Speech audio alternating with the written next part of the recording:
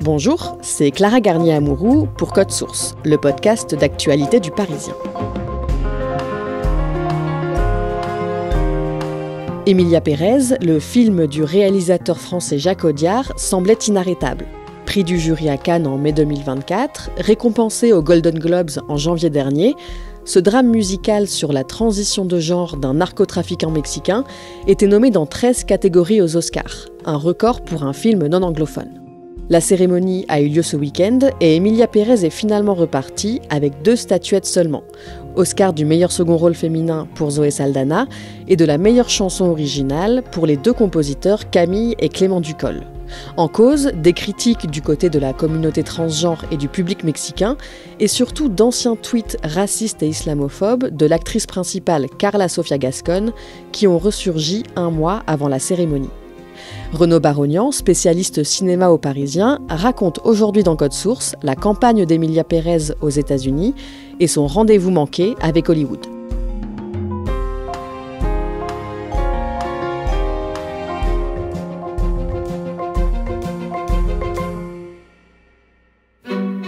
Dans la nuit du dimanche 2 mars, la cérémonie des Oscars est sur le point de commencer à Los Angeles. Et cette année, Renaud Barognan vous l'a scruté tout particulièrement. Pourquoi ? Parce que d'abord, il y a plusieurs films français en lice, ce qui représente au total 23 nominations, ce qui n'a jamais eu lieu en fait. Et par ailleurs, il y a en particulier Emilia Pérez de Jacques Audiard, qui en a 13 à lui tout seul. C'est énorme en fait. Donc oui, on scrute beaucoup, d'autant plus que ça fait plusieurs semaines qu'il y a des affaires autour du film et que de grands favoris qu'il était avec ses 13 nominations, il l'est beaucoup moins là depuis quelques temps à Hollywood. Donc oui, c'est très intéressant de suivre. Alors on a déjà consacré un épisode de Code Source au succès et aux coulisses de fabrication d'Emilia Pérez. Dans cet épisode, vous allez nous raconter comment le film a été rattrapé par une série de polémiques. Mais avant, dites-nous de quoi ça parle, Emilia Pérez. Emilia Pérez, c'est l'histoire d'un gros narcotrafiquant, un caïd d'un cartel de la drogue au Mexique, qui, en fait, depuis qu'il est né, se sent plutôt femme comme et qui décide de changer de sexe parce qu'il en a les moyens et qu'il veut changer de vie. Et donc, il fait appel à une avocate qui va devoir gérer tout ça parce que c'est très compliqué, tout doit se faire en secret. Et le film raconte cette histoire assez folle et tout sur la forme comédie musicale. Donc, il y a beaucoup de séquences chantées et dansées et c'est assez étonnant. Manitas del Monte, tenemos un cartel en el mercado de las nuevas drogas. ¿Y quién le puede ayudar, señor del Monte? Quiero ser una mujer. Et au niveau du casting, ça donne quoi ? Alors c'est assez étonnant puisque donc c'est un film français mais qui se passe au Mexique, qui est tourné avec des actrices étrangères. Il y a Carla Sofia Gascón, donc qui est espagnole, qui joue à la fois le caïd et celle qu'elle va devenir en fait. Il y a Zoé Saldana, qui est la star de Avatar et des Gardiens de la Galaxie, qui joue l'avocate, qui est un très gros rôle. Et il y a Selena Gomez, qu'on ne présente plus, chanteuse et comédienne, qui joue la femme du caïd, qu'on va voir tout le long du film aussi. Et le truc fou, c'est que ce film a été entièrement tourné dans les studios de Brie-sur-Marne, à côté de Paris, alors qu'il se déroule entièrement au Mexique, et qu'on n'a jamais su que ces 3 comédiennes étaient là pendant toute la durée du tournage. Le réalisateur du film, Jacques Audiard, est une personnalité importante du cinéma français. Oui, c'est un de nos grands auteurs qui compte. C'est le fils de Michel Audiard, déjà, le grand scénariste et dialoguiste. Voilà, il a fait beaucoup de films qui ont beaucoup marché. Enfin, il a eu une carrière montante, on va dire. Et c'est un des plus grands cinéastes français vivants, Jacques Audiard, oui. Emilia Pérez est projetée pour la première fois en mai 2024 au Festival de Cannes et il remporte 2 prix. Le prix du scénario pour Jacques Audiard et le prix d'interprétation féminine collectif, en fait. C'est les 4 actrices, parce qu'il y a aussi une 4e actrice qui joue l'amante du caïd qui va devenir transgenre. Le prix il est décerné aux actrices du film.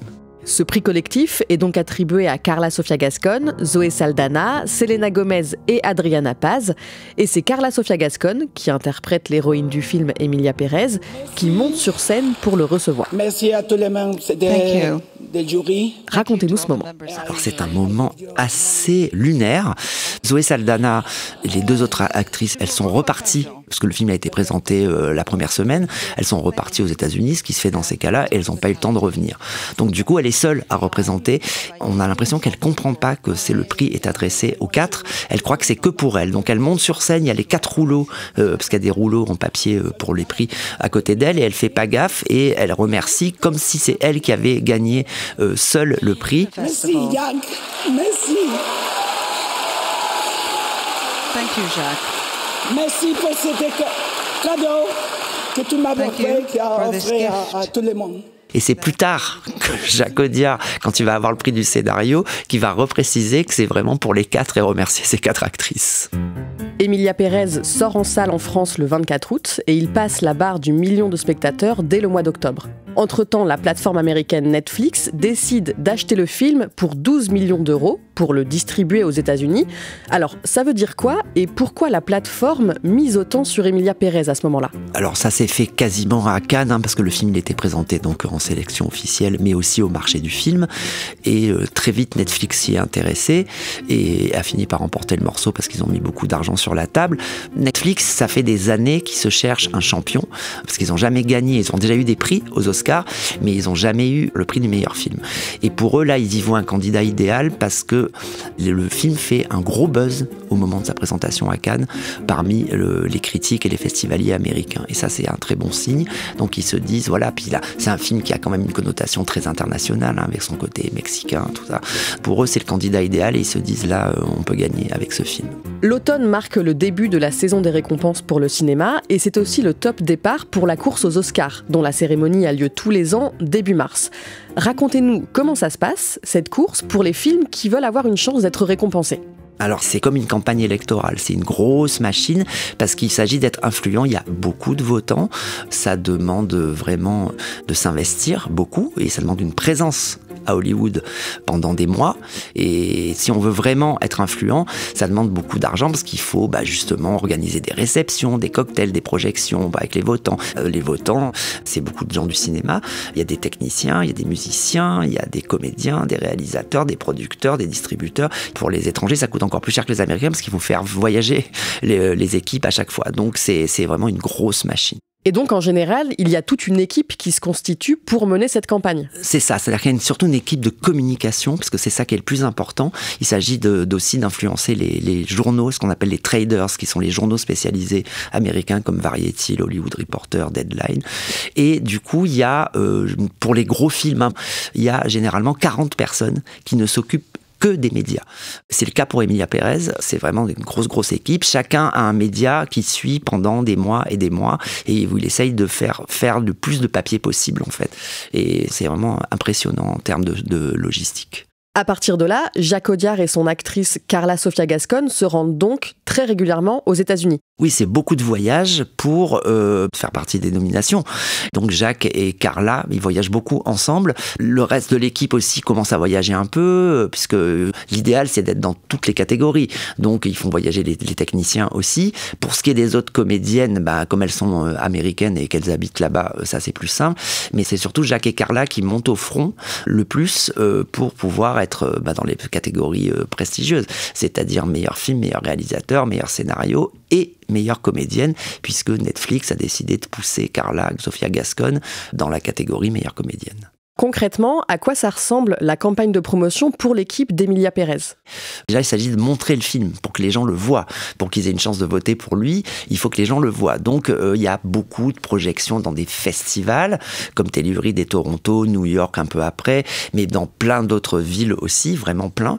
Et puis, par ailleurs, on commence le circuit des projections un peu privées. Ça, c'est généralement organisé et par le distributeur américain, là c'est Netflix, et par l'Académie, pour montrer le film au plus de votants, et c'est généralement accompagné de ce qu'on appelle des Q&A, c'est-à-dire des sessions de questions-réponses avec les votants qui posent des questions sur le film, et puis de réceptions, de cocktails, de dîners, de rencontres corporatives et tout ça. Alors là, il y a toute l'équipe qui participe, et par exemple Camille et Clément Ducol ont signé la musique, ils vont aller carrément habiter sur place parce qu'ils n'aiment pas trop prendre l'avion et puis qu'ils ont des enfants, donc ils vont s'installer 5 mois dès le mois d'octobre à Los Angeles pour pouvoir être le plus présent possible, parce qu'eux, ils doivent faire des showcases de musique, etc.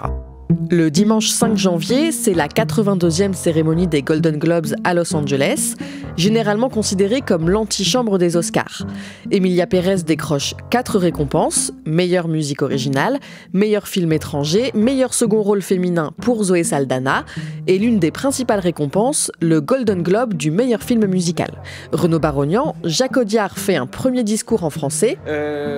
Oui, j'avais rien préparé. Puis c'est au tour de Carla Sofia Gascon de prendre la parole. Qu'est-ce qu'elle dit? Alors elle remercie, tout ça, comme d'habitude, et puis d'un coup elle se met à faire un discours hyper militant sur les transgenres, puisqu'elle est transgenre, donc elle dit: vous pouvez toujours nous mettre en prison, mais vous ne pourrez pas nous enlever notre âme. You never can take away our soul. Notre résistance et notre identité. I am who I am.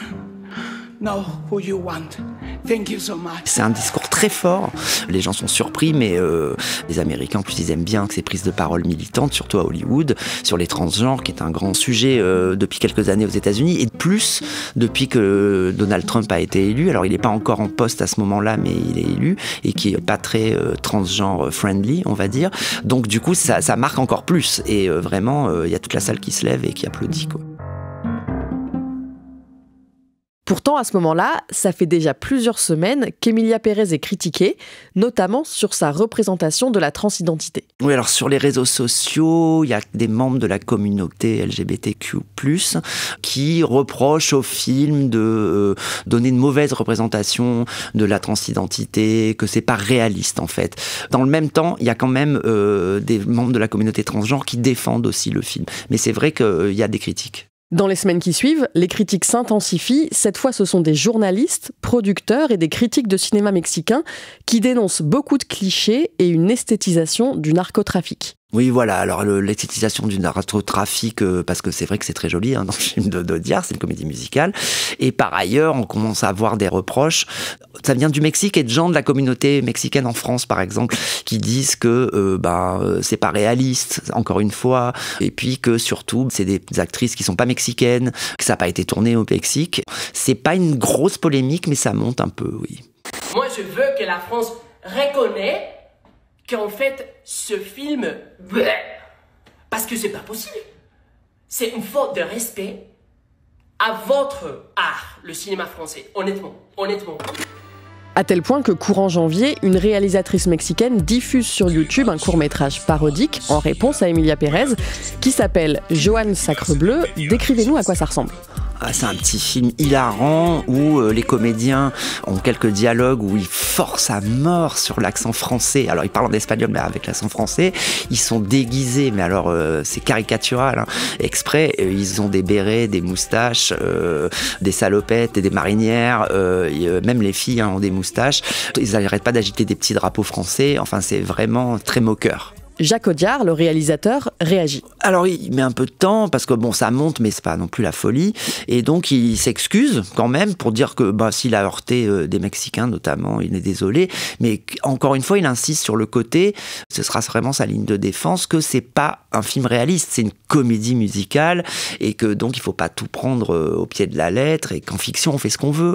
Il n'y a pas d'inquiétude à ce moment-là, ça n'a pas l'air de pouvoir gêner des récompenses éventuelles à venir. Le jeudi 23 janvier, les fameuses nominations pour les Oscars tombent et c'est un record pour Emilia Pérez qui est nommée dans 13 catégories. Alors voilà, c'est un record pour un film non anglophone, c'est jamais arrivé qu'un film non anglophone d'avoir autant de nominations. Et puis il y a aussi Carla Sofia Gascon, c'est la première actrice transgenre à être nommée pour l'Oscar de la meilleure actrice. C'est énorme, Et du coup, le film devient favori. Et en fait, Jacques Audiard, il est super heureux. C'est pas quelqu'un de très démonstratif, Jacques Audiard, là vraiment, il est heureux. Il dit l'audace est récompensée, c'était vraiment pas évident avec un film pareil. Et Carla Sofia Gascon, elle est folle de joie aussi. C'est vraiment l'euphorie, là. 5 jours plus tard, le 28 janvier, une journaliste canadienne publie une série d'anciens tweets de Carla Sofia Gascon dans lesquels elle tient des propos racistes et islamophobes. Racontez-nous. C'est des tweets qui datent de 2020 et 2021. Et notamment, elle s'en prend à l'islam assez violemment. Elle s'en prend à l'affaire George Floyd en disant que George Floyd était un drogué. Elle cite Hitler dans un des tweets. Et la cerise sur le gâteau, elle s'en prend à la cérémonie des Oscars en disant que c'est un festival sud-coréen. Alors elle dit ça parce que c'est l'année où Parasite a ramassé énormément de prix. Le film de Bong Joon-ho, le réalisateur sud-coréen, il a ramassé meilleur film, meilleur réalisateur. Enfin, ça a été un événement. Et du coup, elle se moque, quoi. Et se moquer des Oscars, quand on est nommé aux Oscars, c'est jamais une bonne idée. Très vite, Netflix et Carla Sofia Gascón réagissent. Ouais, alors il y a une espèce de double communication assez maladroite. Netflix publie un communiqué en disant qu'il se démarque, etc. Elle essaye de s'expliquer sur sa page Instagram, sur ses comptes, etc.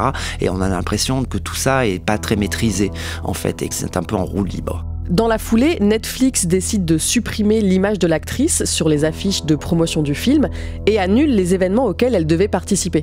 Oui, alors carrément, ils lui coupent les vivres. C'est-à-dire qu'ils le disent très explicitement qu'ils ne financeront plus ses allées et venues. Donc elle est sortie de la campagne, en fait. Ils la sortent complètement de la campagne. Ils cherchent à même effacer son image en l'enlevant des affiches de promotion. C'est assez brusque et violent. Enfin, vraiment, c'est comme si elle n'existait plus. Alors qu'il ne faut pas oublier que 5 jours avant, c'était la reine. C'était vraiment la femme dont tout le monde parlait à Hollywood. Et elle n'est plus rien d'un coup. Par ailleurs, du coup, comme il y a aussi Zoé Saldana qui a des chances, à ce moment-là, ils se mettent à miser beaucoup plus sur, uniquement presque en termes de comédienne, sur Zoé Saldana pour l'Oscar du meilleur second rôle. Le 2 février, Carla Sofia Gascón est interviewée par la chaîne américaine CNN. Qu'est-ce qu'elle dit ? Alors, elle présente d'abord à nouveau ses excuses en disant qu'elle est désolée si elle a heurté des gens. La première chose que je veux faire sans hésiter, c'est m'excuser.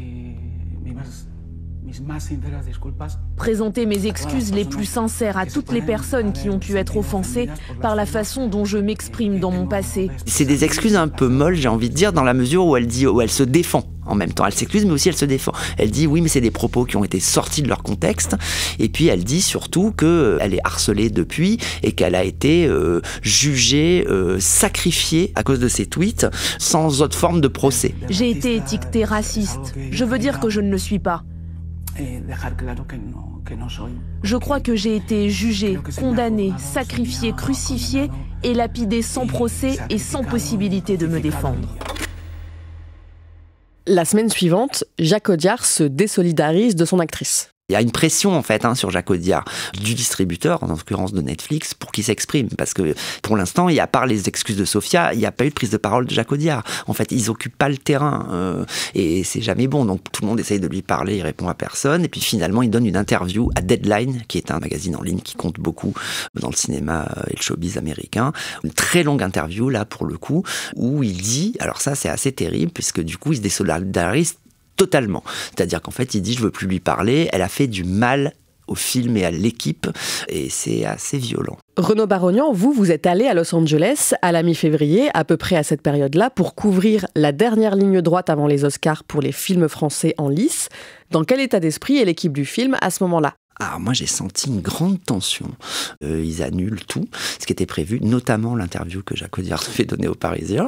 C'est tendu. Alors pas tous, parce que moi j'ai vu plusieurs membres de l'équipe là-bas, notamment Camille et Clément Ducol, qui eux continuent à faire leur showcase, à se donner à fond. Zoé Saldana, qui a elle pris ses distances avec Carla Sofia Gascón en premier, c'est la première qui a pris ses distances et qui elle continue à se donner à fond sur la campagne, mais après c'était pas une très bonne ambiance. À ce moment-là, comment est perçu le film à Hollywood ? Mal, j'ai envie de dire, parce que moi je rencontre beaucoup de gens, notamment des votants, et tout le monde parle de cette histoire, des erreurs qu'a fait Netflix, de l'erreur principale, qui est de ne pas avoir été vérifier les comptes Twitter de tous les membres de l'équipe, qui est une erreur d'amateur en fait. Par ailleurs, les Français d'Hollywood, il y a une grosse déception en fait. Ils parlent de gâchis, ils disent que c'est foutu, alors que ça devait être la fête avec 13 nominations. Il y a une sale ambiance en fait autour du film à ce moment-là. Parce que pour être clair, on a l'impression que le film n'a plus ses chances. Bah là, il y en a qui commencent à dire que c'est complètement fichu, il y en a d'autres qui misent encore, voilà, sachant que voilà, il y en a encore qui se démènent une fois de plus. Donc sur Zoé Saldana, Camille et Clément, qui font beaucoup de choses, qui sont très appréciés à Los Angeles, bah là, eux, il y a encore des chances. Mais en fait, le film, on parlait quand même des catégories les plus prestigieuses, hein, meilleur film, meilleur scénario, meilleure réalisation, meilleure actrice, et tout ça, ça semble très très compromis, moi, quand j'y suis à ce moment-là. Le 16 février, c'est la cérémonie des BAFTA à Londres et malgré les semaines de polémiques qui viennent de s'écouler, le film remporte tout de même plusieurs récompenses. Le film remporte des récompenses, l'équipe est contente, et puis dans les semaines qui suivent, il y a les cérémonies américaines, les autres, on en parle peu en France, mais elles sont très importantes pour le milieu du cinéma Hollywood et pour les votants notamment, qui sont encore là, qui sont les Critics' Choice Awards, les SAG Awards, qui sont les Oscars des acteurs en fait, entre eux. Et là, Zoé Saldana, elle gagne à chaque fois. Donc ça c'est super pour le film, ça donne de l'espoir, mais en même temps pas tant que ça, sachant que toutes ces cérémonies-là, BAFTA comprises, les votes ont été clos avant les polémiques. Donc du coup, c'est pas très représentatif. Alors que les Césars, ça vote jusqu'à la veille de la cérémonie, et les Oscars, ça a voté du 10 au 18 février, donc après les polémiques. Donc c'est toujours bon d'emmagasiner les récompenses, c'est quand même. Mais on n'est pas sûr que ça veuille dire quelque chose par rapport au vote des Oscars. Le vendredi 28 février, la 50e cérémonie des Césars a lieu à l'Olympia à Paris, et c'est un très franc succès pour le film de Jacques Audiard qui remporte 7 statuettes. Racontez-nous ça. C'est long, hein, la cérémonie des Césars, ça dure presque 3 heures. Et comme les Césars que va obtenir Emilia Pérez, c'était dans les plus prestigieux, c'est plutôt sur la fin. C'est-à-dire qu'au début, il en a pas trop, en fait. Durant la cérémonie, il y a sans arrêt des plans. À chaque fois qu'une équipe est dans la liste des nommés, il y a toujours des plans sur eux. Et c'est vrai qu'au début de la cérémonie, ils n'ont pas l'air super joyeux, en fait, parce qu'ils n'ont pas tout gagné non plus. Et puis, plus la soirée avance, plus ils en gagnent. Et surtout, ils raflent tous les Césars prestigieux de la fin. Réalisation, meilleur film, etc. Donc on sent l'ambiance monter dans l'équipe, hein, on le voit dans la salle.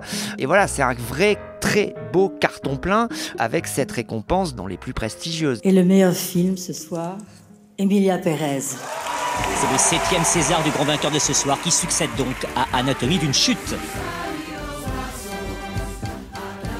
Renaud Barognan, on en revient au début de cet épisode de Code Source. Le lendemain de la soirée des Césars, l'équipe du film prend l'avion très tôt pour Los Angeles.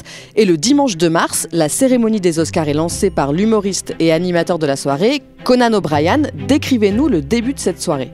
Dans les cérémonies des Oscars, traditionnellement, il y a un assez long discours introductif, un sketch introductif où ils évoquent à peu près tous les films importants qui vont être nommés. Et ils parlent de Anora, le film de Sean Baker qui met en scène une travailleuse du sexe. Et il dit, il y a 350 fois le mot fuck dans le film, qui évidemment veut dire putain en anglais. Et il enchaîne tout de suite en disant, mais c'est quand même beaucoup moins que la limite qui avait été fixée par l'attaché de presse d'Emilia Pérez au tweet de Carla Sofia Gascon. That's 3 more than the record set by Carla Sofia Gascon's publicist. La salle est hilare, même Audiard rigole, même Carla Sofia Gascon rigole et la salle est écroulée de rire. Près d'une heure plus tard, une première occasion pour Emilia Pérez de décrocher un prix est manquée pour l'Oscar du meilleur scénario, mais le film remporte son premier Oscar quand arrive la catégorie du meilleur second rôle féminin. And the Oscar goes to Zoe Saldana. Zoé Saldana, elle est favorite dans cette catégorie-là et elle gagne. Donc elle monte sur scène, elle est vraiment très très émue. Elle remercie beaucoup Jacques Audiard. Thank you so much, Jacques Audiard. You are forever a beloved character in my life. Et elle remercie ses grands-parents, sa grand-mère notamment maternelle. Elle remercie aussi son mari qui est là dans la salle. Et c'est vraiment un grand moment d'émotion et une très belle victoire pour le film parce que évidemment, meilleure actrice dans un second rôle, c'est une catégorie très important. Donc là, c'est la première belle victoire pour Emilia Pérez qui, on le rappelle, est nommée quand même dans 13 catégories. 10 minutes plus tard, Emilia Pérez triomphe à nouveau. And the Oscar goes to El Mal. Le duo de compositeurs Camille et Clément Ducol remporte l'Oscar de la meilleure chanson originale pour El Mal. We are so grateful. Thanks to all the Academy members. Après ça, Renaud Barognan, le film ne remporte plus rien. Il est encore nommé comme au César en fait, dans les catégories prestigieuses. Meilleur réalisateur, meilleur film. Ce sont d'autres films, un autre film qui les remporte en fait, en l'occurrence Anora de Sean Baker. Et après, il n'aura plus rien. Donc en fait, ils avaient 13 nominations, dont 12 où ils pouvaient gagner, puisqu'il y en avait 2 dans la même catégorie, qui est la catégorie meilleure chanson.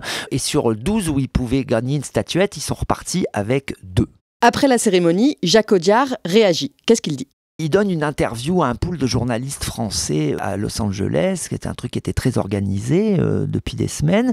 Et donc tout de suite, il dit qu'il s'en moque en fait de pas avoir eu, que c'est pas important pour lui, qu'il est content pour ceux qui ont eu des statuettes, il rigole en disant c'est la première fois quand même que je reçois un Oscar et c'est pour une chanson écrite.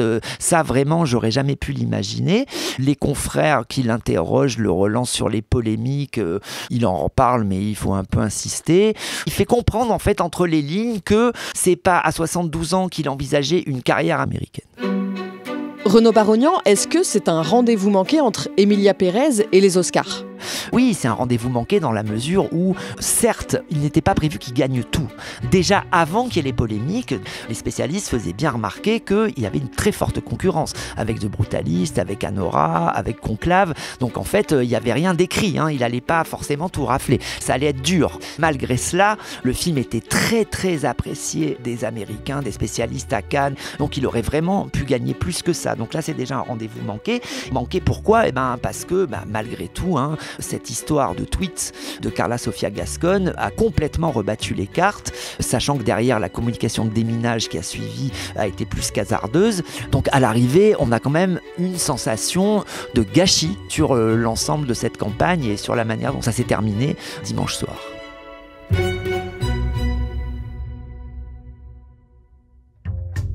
Merci à Renaud Barognan. Cet épisode de Code Source a été produit par Raphaël Pueyo, Clémentine Spiller et Pénélope Qualquierotti. Réalisation, Julien Moncouquiol. Code Source est le podcast quotidien d'actualité du Parisien. Si vous aimez Code Source, n'hésitez pas à nous le dire en laissant un commentaire ou des étoiles sur votre application audio. Et puis n'oubliez pas notre second podcast, Crime Story. Chaque samedi, une grande affaire criminelle racontée par Claudia Prolongeau avec Damien Delseny, le chef du service police-justice du Parisien.